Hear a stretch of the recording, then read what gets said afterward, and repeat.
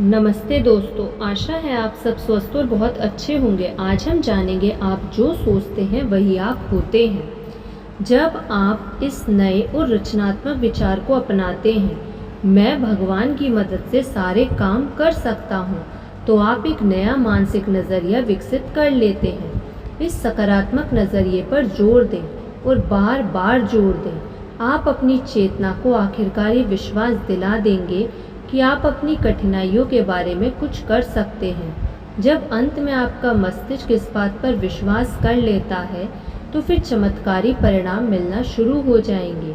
अचानक आप पाएंगे कि आप में ऐसी शक्तियाँ आ चुकी हैं जिनके बारे में आपको पहले कोई अंदाज़ा नहीं था। मैं एक व्यक्ति के साथ गोल्फ खेली थी जो न सिर्फ एक अच्छा गोल्फर है बल्कि फिलॉसफर भी है। जब हम गोल्फ कोर्स में घूमते थे तो गेम के माध्यम से वह ज्ञान के कई मोती बिखेरता था, जिनमें से एक के लिए मैं हमेशा कृतज्ञ रहूंगी।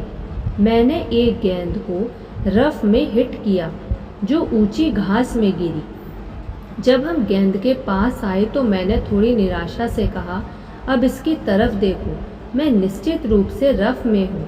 इस ऊबड़ खाबड़ जगह से बाहर निकलना बहुत मुश्किल होगा। मेरा दोस्त मुस्कुराया और उसने कहा, क्या मैंने आपकी किताबों से सकारात्मक चिंतन के बारे में कुछ नहीं पढ़ा है? लज्जित होते हुए मैंने स्वीकार किया कि वह सही था। मैं आपकी गेंद की स्थिति के बारे में नकारात्मक रूप से नहीं सोचूंगा। उसने कहा, क्या आपको नहीं लगता कि अगर ये गेंद वहाँ पर छोटी घास में पड़ी होती तो आप ज़्यादा अच्छा हिट लगा सकते थे? मैंने कहा कि बिल्कुल यही बात थी।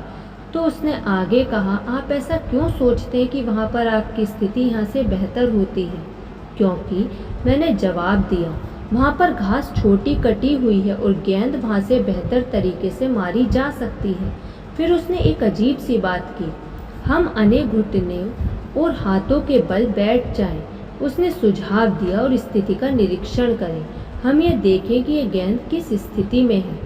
फिर हम अपने हाथों और घुटनों के बल नीचे बैठ जाएं और उसने कहा, यह देखिए कि यहाँ पर गेंद की तुलनात्मक ऊंचाई उतनी ही है जितनी कि वह छोटी घास में होती। फर्क सिर्फ इतना है कि गेंद के ऊपर 5 या 6 इंच घास है। फिर उसने एक और अजीब चीज की, इस घास की क्वालिटी और स्थिति को देखो। उसने कहा, उसने एक तिनका उखाड़ा और मुझे दिया, इसे चबाओ। उसने कहा, मैंने चबाया और उसने पूछा, क्या यह नर्म नहीं है? बिल्कुल, मैंने जवाब दिया, निश्चित रूप से नर्म घास दिख रही है। उसने आगे कहा, तो फिर स्थिति स्पष्ट है कि आपका नंबर 5 का लोहा इस घास को एक चाकू की तरह चीर देगा। और फिर उसने मुझे वाक्य दिया जिसे मैं मरते दम तक याद रखूंगी और मुझे आशा है कि आप भी याद रखेंगे। मुश्किल सिर्फ मानसिक होती है। दूसरे शब्दों में उसने आगे कहा, यह मुश्किल इसलिए है क्योंकि आप सोचते हैं कि यह मुश्किल है। अपने मन में आपने फैसला कर लिया है कि एक बाधा है जो आपको परेशान करेगी। इस बाधा को परास्त करने की शक्ति आपके मस्तिष्क में है।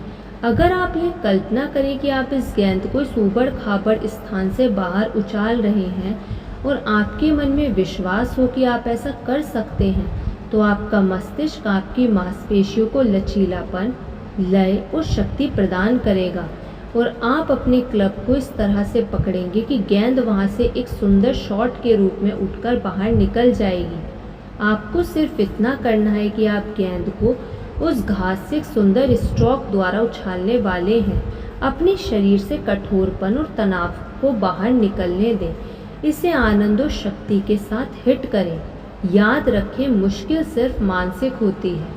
आज तक मुझे वह रोमांच, वह शक्ति का एहसास और वह आनंद याद है जब मैंने एक साफ सुथरे शॉट के माध्यम से उस गेंद को हरी घास के कोने पर उछाल दिया था। मुश्किल समस्याओं के संबंध में याद रखने के लिए बहुत ही महान तथ्य है, मुश्किल सिर्फ मानसिक होती है। हर एक के जीवन में बाधाएं आती हैं, वे काल्पनिक नहीं हैं, परंतु दरअसल वे उतनी कठिन भी नहीं है जितनी कि वे दिखती हैं। आपका मानसिक नज़रिया सबसे महत्वपूर्ण तत्व है। विश्वास करें कि सर्वशक्तिमान ईश्वर ने आप में वह शक्ति दी है कि आप अपने आप को किसी मुश्किल परिस्थिति से ऊपर उठा सकें। बशर्ते आप अपनी निगाहें अपनी शक्ति के स्रोत पर जमकर गड़ाए रहें। अपने आप से दृढ़ता से कहते रहें कि इस शक्ति के माध्यम से आप वह सब कुछ कर सकते हैं जो आप करना चाहते हैं। विश्वास रखें कि यह शक्ति सारे तनाव को आपके शरीर से बाहर निकाल रही है और यह शक्ति आपके शरीर में प्रवाहित हो रही है। इस पर विश्वास करें और विजय का एहसास आपको अवश्य होगा। अब उस बाधा पर एक और नज़र डालें जो आपको परेशान कर रही है। आप पाएंगे कि यह उतनी विराट नहीं है जितना आपने सोचा था। खुद से कहें, मुश्किल सिर्फ मानसिक होती है। मैं विजय के बारे में सोचती हूँ, मुझे विजय मिलेगी। इस फॉर्मूले को याद रखें। धन्यवाद। आपको ये वीडियो कैसी लगी कमेंट करके ज़रूर बताइएगा।